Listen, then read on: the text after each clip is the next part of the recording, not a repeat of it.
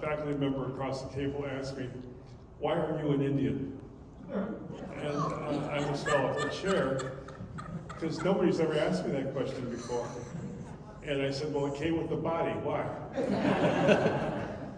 But I wanted to jump across the table and say, "Why are you a white man?" And nobody's ever asked you that question, you know.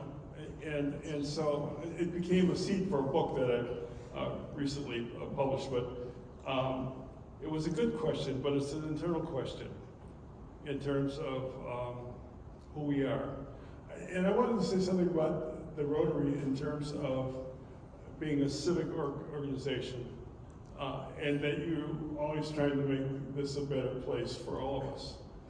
And the land acknowledgement is important because all of us are caretakers of this earth. You know, we may have been here first, but we're still caretakers. And I'm proud to say that our people are cleaning up wetlands that flow into Duck Creek, that flow into the Fox River, into the Green Bay area. I wish our non-Indian neighbors would do the same. But I'm pleased to be here. You know, part of the introduction was I took 2 sleepy nonprofits to national prominence, providing scholarships to American Indian students in science, engineering, medicine, law. And so I spent 2 million air miles chasing Indians and chasing money. And so, but at the same time, the same goal as you in terms of building community. I have to let him go first, so make sure I got 2 minutes left at the end. Just, I guess a quick message is, as Norbert was telling his story, it reminded me of one that I experienced, is when I went to the school counselor and I said I wanted to go to school for education. And he said, "Well, you look like you could be a really good steel worker." And I said, "What?" So again, the only reason I shared that story with you, as a flashback memory, was that my experience with all of my students in our high school in Oneida is that they have to have a goal. When they come, they meet me every morning as they come in the door, and I say good morning to them. And at the same time, the first week of school, I remind them that they have to have a goal. And one of the goals that's unacceptable is graduating high school, because that's just a chapter. The goal is what you're going to give back to the community in the kind of education, experiences that you're going to achieve. And I'm proud to say that over the years, right now I got one student that graduated a few years ago that's going to Columbia. I got admitted to the engineering school. I have one another student that just finished his engineering degree and is now going to go to Nassau Aerospace for the next journey. And I have a whole list of them, what they've done. And why that makes me proud is because they listened to the goal that I had for them, that they have to make a difference. And it's about their good mind, their good spirit, and they have to be civic, just like you all. They have to be civic oriented for us to, in a kind of a duality role, because they have to be giving back to their nation. Their nation for us is Oneida Nation, as one of the nations that they have to be responsible to. So just want to say just that little bit about what we do and how we do it in our neighborhood here in Oneida Nation. You are both recognized as leaders in First Nation education. Would you comment more on the history, the present reality, and the future challenges of Native education? In abbreviated form, I'll tell you one story that I think is significant to talk about the history. My great aunt went to boarding school along with my grandmother, and they left when they were 6 and 7 years old. They didn't come back to the community until they were 16 and 17. So they lost that whole piece of maturation that comes from extended family. So when you look at, that's one of the legacies of history that we all have responsibility to. Because when you look across the First Nations of the Turtle Island, First Nations of Canada, and what we call the Indigenous Nations of North America collectively, there's a great effort going on right now around reconciliation of that boarding school experience. Because there are still unmarked graves at those schools of students that never came home. So I want to stir your emotion around that, because we all have a collective responsibility to learn and to make a difference. So one of our projects that we have right now in our school is we have a project that we do with the University of Wisconsin Whitewater, which is called Whose Land Is It? In that particular project, I'm very proud of it. We're in our second year.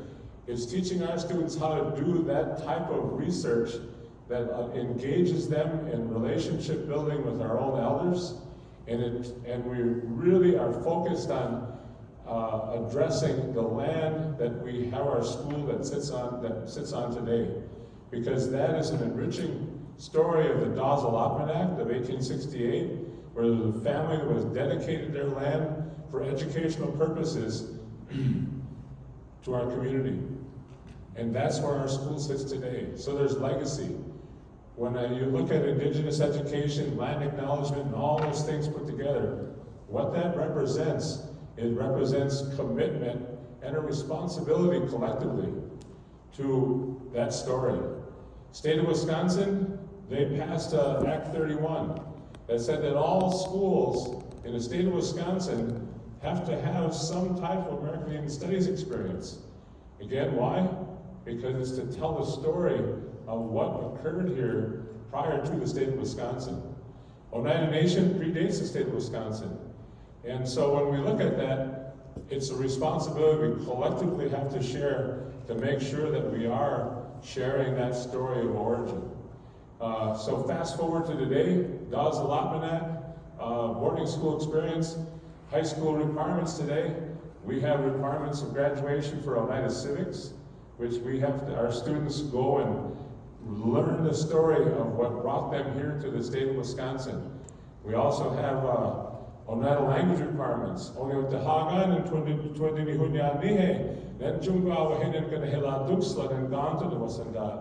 also have to make sure that we're sharing our original language, because in our original language is our thinking and our feeling for who we are. So Galela Josla is one of our big core values of our nation, which we've built and we've shared with everybody around us, and that is encouragement. That's the word for encouragement. The heartfelt encouragement that we all need to make a difference for each other. Because as Norbert mentioned, is that we all make our footsteps on this earth mother. She's the mother that we all share together. So we all in this room have a responsibility to learn more of her heartbeat and what we have to do to give back to encourage her life. So our school system, for example, we take off for our ceremonies, our earth ceremonies, because that's a part of what we want to make sure that our students have that sense of feeling and responsibility for Yunkino Haun and Ahunjage, the Earth Mother. So that's one of the things that we do. And when you look at Indigenous language, Indigenous education, all the way across, we refer to this as the Turtle Island. All the way across this Turtle Island, we look upon it as relationships and relatives. And so when we look at clans, for example, we don't have a student council in our school system. We have a clan council. And that's our relationship to the earth, the creation responsibilities. Turtle, Bear, and Wolf are our clans. And that's what we use to organize and make our decisions. It's the highest level of democracy, of which Ben Franklin and a few others sat in the councils in Onondaga at the beginning of the country called the United States, and they learned about democracy from our chiefs and our clan mothers and our faith keepers. And that's very enriching. It's in the Constitution, and why we say that's so enriching is that that's how much we have to share with each other. I just want to mention my grandmother. My grandmother was born in 1876, the year that Custer met Crazy Horse's Sitting Bull at the Little Bighorn. But in 1899, she graduated from medical school. And her kitchen clinic in Oneida was open for nearly 50 years, 24/7. Doctors from Green Bay wouldn't come to Oneida because there was no money in it. You know, my brother Charlie was the first Indian comedian on the Johnny Carson show. And he would say, school interfered with his education. My grandmother said going to school and getting an education are two different things, and they don't always happen at the same time. And indeed, that's true for many of us. But a word about Brown County. Oneidas have as many high school and GED degrees as the people of Brown and Allegheny County, percentage-wise. We have as many baccalaureate degrees as people in Brown and Allegheny County. We have more graduate degrees than people in Brown and Allegheny County. So it's not like we fell off the turnip truck, you know. You know, at the end of the day, what we want for all of our people in Artley underscored it was that we want them to land on their moccasins, not on their Gucci's. You know, and it's a value statement that, you know, you can't run from who you are or where you came from. And that's what we're trying to do as we build our communities. And your grandmother was the second American Indian woman to graduate from medical school in the United States of America. Yeah, and they only thought women could do gynecology. And when she met my grandfather in Pennsylvania and they moved here, well, he said, well, you only have to serve relatives. Well, he didn't tell her that everybody was related. So, but she had 6 kids in 8 years, youngest one 5-month-old twins, and he dies of appendicitis before she could get them to surgery. So she raised a World War I, Depression, World War II, and the Korean War as a single-family country Indian woman doctor. But she would have, people didn't have any money, so they would do labor, or they would bring bread or do trade, whatever. And one time this young man came and he had fell off a ladder, broke his arm. He was not Indian, but she served everybody in the community. So she sent the hour. She knew he didn't have any money, so she charged him 50 cents. There are a lot of stories like that. About 30 years later, she had a hole in the roof, and the guy came over and fixed it. And he gave her a bill for 50 cents. You know, and so she developed a sliding scale, but she knew about the community, and she knew where she belonged. And so she said that kind of set that, in our family, set that base, but it set that base in Artley's family and many families across our nation. So we were fortunate that way. This is the most important question I will ask you today.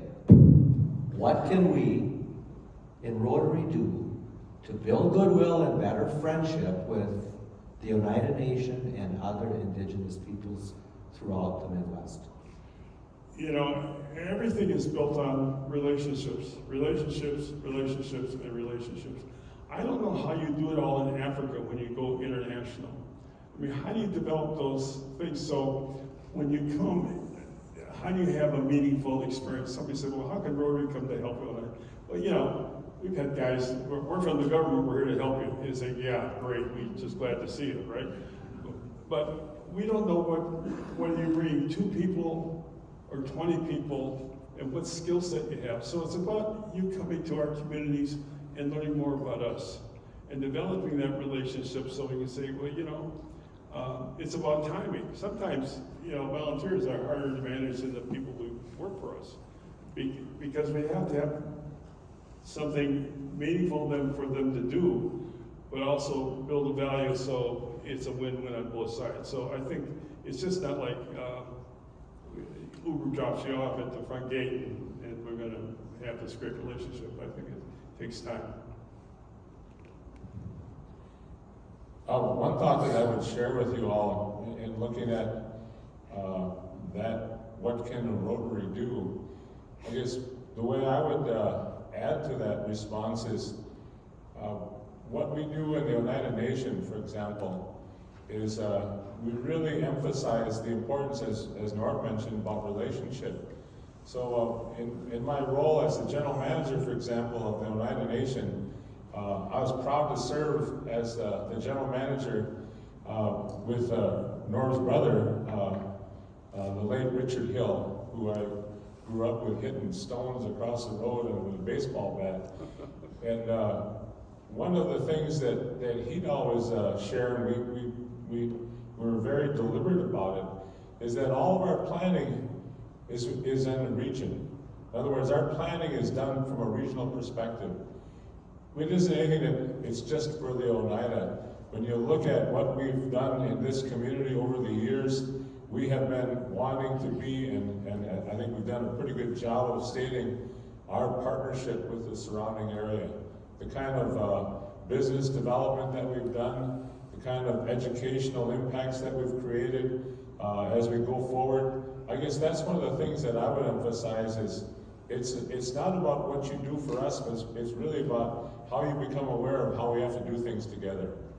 And if we can build that collaborations, that's really important, because that's what builds the bridge towards the future, because it's always about that. One thing I heard a while back, and I just want to share it with you all, is that sometimes people say, like, I heard a saying about, like, well, I sacrificed so my kids could get their education. And I guess the way it was said to me, and I still believe this to be the case, is that I invested in my children in their education. And so today, I have one that's a clinical psychologist, I have one that's a school counselor, I have two that are teachers. So when I look at that as a form of legacy, I guess I look towards what we have to do together is we have to invest in each other. I don't want you to give something up. I want you to invest in that relationship building, because that's how we make our community stronger. We're all faced with the same challenges of getting people to renew I guess the urgency of family, the urgency of relationships. Those things are not unique to any of us. And we also have a big challenge around racism today that still exists. And so I guess I look at that as a collective challenge. It's not something that I can make a difference by myself, but we have to do that together. Because there is that urgency, because none of us are going anywhere, right? So we got to find a way to create those relationships and have that responsible way of addressing. Sometimes we'll have differences. So when you have differences, you break bread and you discuss it. How many are here lawyers? Anyone? Okay, well, I apologize for what I'm going to say to you all. I don't want to make lawyers have a better income by always having litigation to resolve differences. We need them, but that's not where we need to we begin the discussion. It always starts with breaking bread first, and I think we've done a pretty good job of that over the years.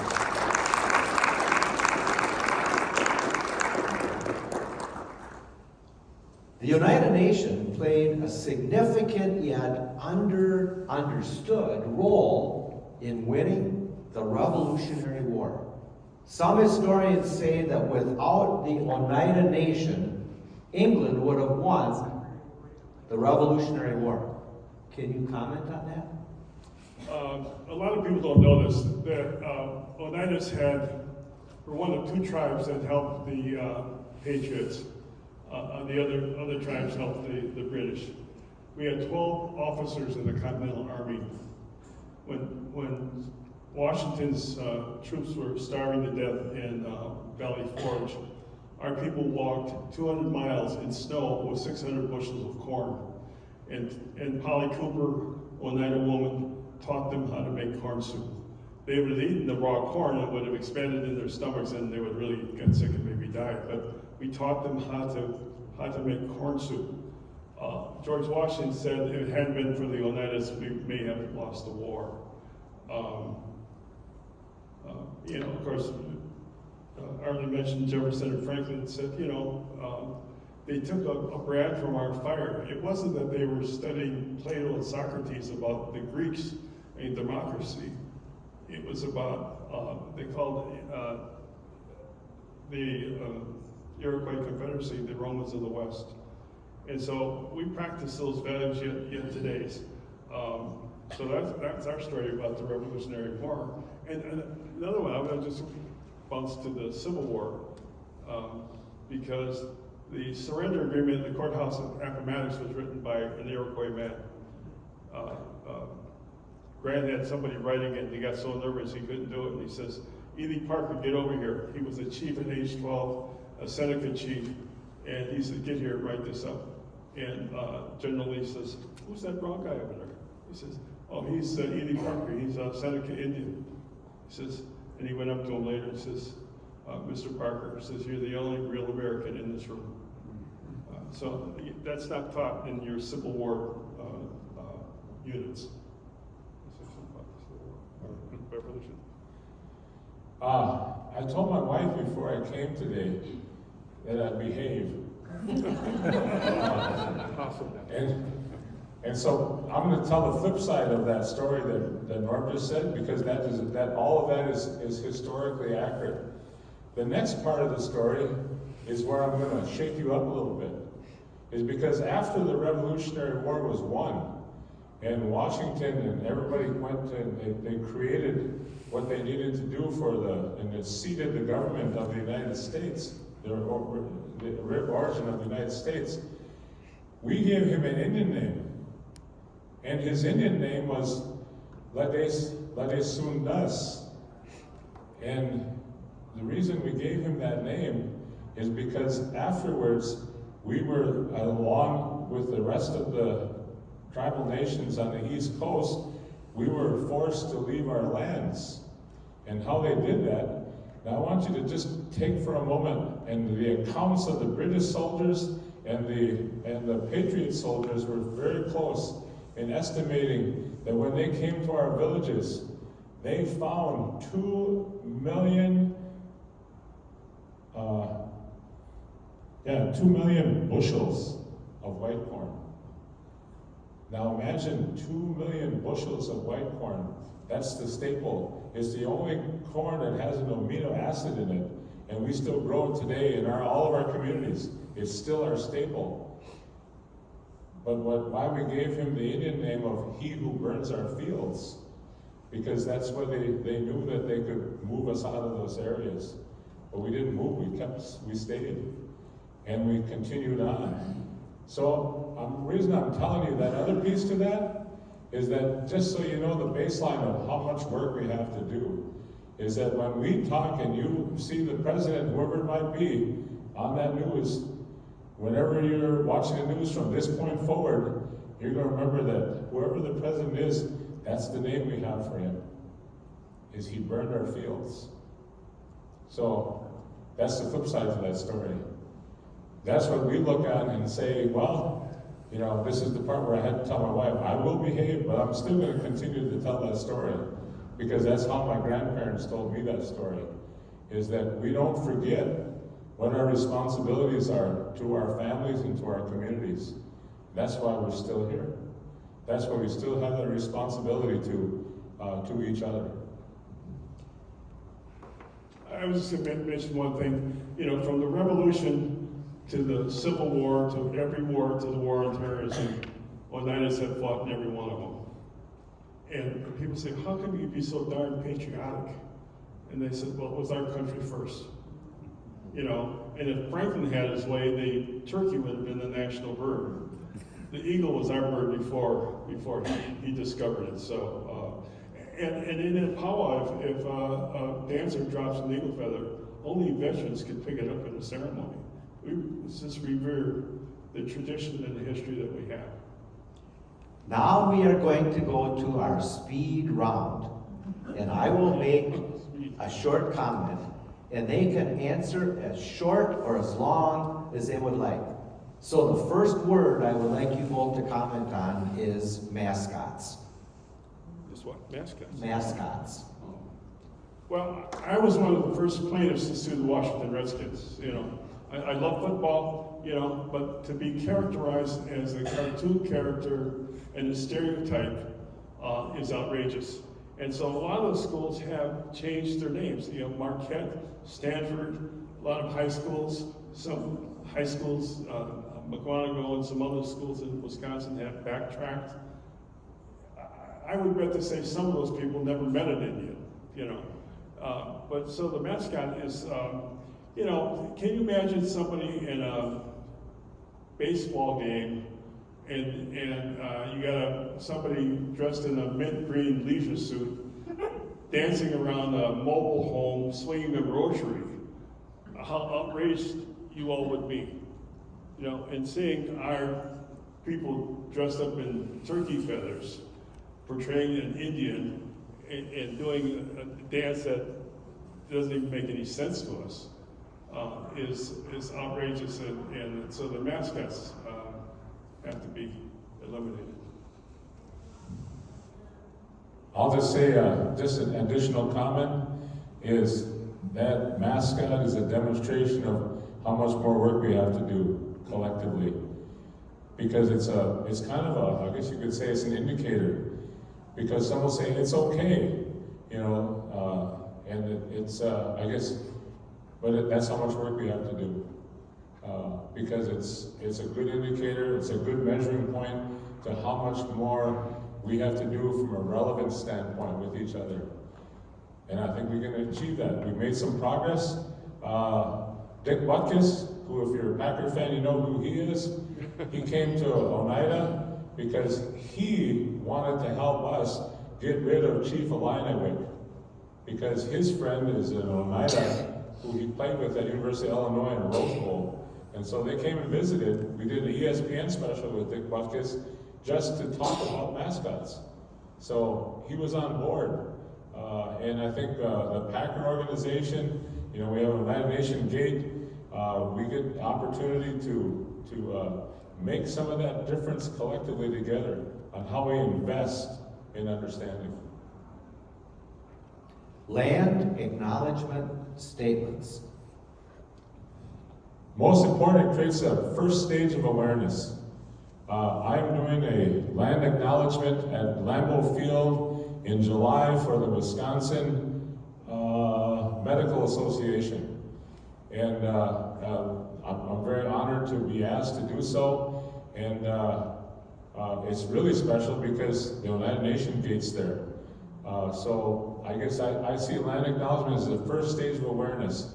It's going across the country, and you know, I guess if you talk about that, mascots at the same time, that's how you make the difference.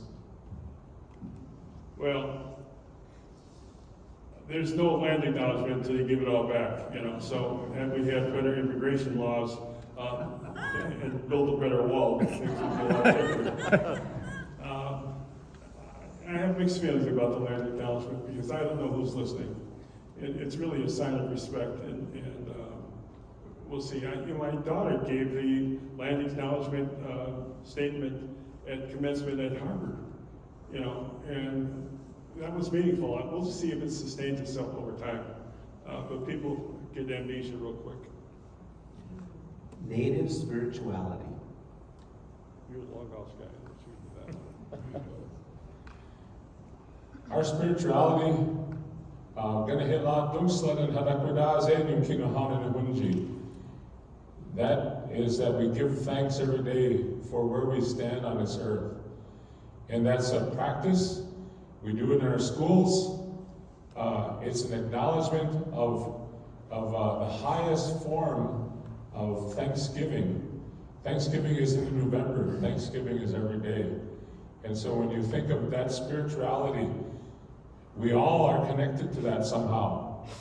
You know, when you think of seed dance, for example, the seeds going in the ground, I know that seeds have gone to, you know, to many altars to be blessed, to make sure that we have good harvest, not just in our communities, but all the way across this country. So when you look at spirituality, we all share in that spirituality of making sure that the earth continues to provide a life that we enjoy. So that's the highest form of spirituality, is to have that political consciousness that we have to fulfill that responsibility to the Earth Mother. That's what our spirituality is. One of the elders that we knew a while back, and Artley and I both know, and he said the longest journey you'll take in your life is the distance between your head and your heart. And if you're going to be a leader, you have to make the journey back from your heart back to your head. And embedded in the values of Rotary, I think that's what you need to do. You know, and spirituality is different than religion. You know, I can't fathom the guy selling Bibles, doesn't go to church. But I mean, it doesn't make any sense to me at all, And so it's a matter of a lifestyle and how you live, and so anyway, that's cool. Boarding schools. Yeah, I got bored with school, yeah. There was a lot of abuse in our boarding schools, I had Sister Mary George Foreman as a kid growing up, and well, our kids got sent away. I know a girl now that she's a dentist now, but she was sent away to boarding school when she was in the first grade, and only came home on vacation. So she said, when I got to college, homesickness wasn't a problem. But a lot of our people were miseducated. We had some girls in a boarding school, and the guy from the government says, we want to train you. We got her job as a waitress. I said, I don't want her job as a waitress. I want her to own McDonald's, And so we were just miseducated in so many ways, and they lost their language, we lost their values. It was just not a healthy place to be. Well, I think I mentioned one story about boarding schools before, so I'll just reinforce that from the perspective that we do in our Oneida Civics class. We talk about the boarding school experience because we want our students to have, to go back into their families, because in every one of our families there is a story of what happened at a boarding school, positive or negative, but it did happen. So it's not something that's way off somewhere. It's really close generationally to a lot of our families. And again, why is that important? Because the motivation to make the difference on the positive side has to be the acknowledgement of the story, of what has, education as it is today in our communities has a different format to it because of those experiences. We created our own school system because we needed a place to teach our language and our culture. Back in the 70s, we asked some of the surrounding school districts if we could have a time to do that. They said, sure, you can do it in recess and lunch hour. In other words, no accommodation. And that's what, this is one of the elders right here that said, we're going to start the school system. And that's what we've done since the 70s to now. We have our own learning system. And our government today, I'll say it in the most proudest way I can, is that 5 of our 9 members of our tribal government today all graduated from our learning system. So the goal, we're almost there. We're going to take care of those other 4, and I think that's going to happen over time, is our leadership of our nation today comes out of our own learning system experience. Well, I'm almost halfway through my list, and we've got about 2 minutes left. So I want to say thank you. I believe you have both enriched us, and for that, please know you have our appreciation. My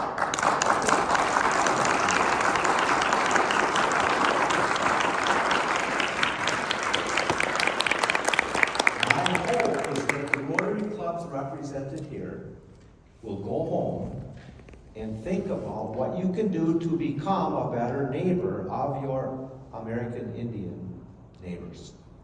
And that includes service projects, a joint service project. It includes Rotary Youth Exchange possibilities. It may include Rotary Youth Exchange travel and bringing other people to the Oneida Nation and sending an Oneida Nation student someplace else. I can't help but think what a simple show of respect it would be to start your Rotary Club meetings like we do in Wausau with a land acknowledgement statement. It is tokenism to some extent, but it is a first step. And like Norb said, it is perceived as a gesture of respect. So I would love to conclude with a commitment for us all to go forward, to be part of something noble, necessary, and long overdue. And may we be known in Rotary for standing on moral principle and high ideals. Thank you.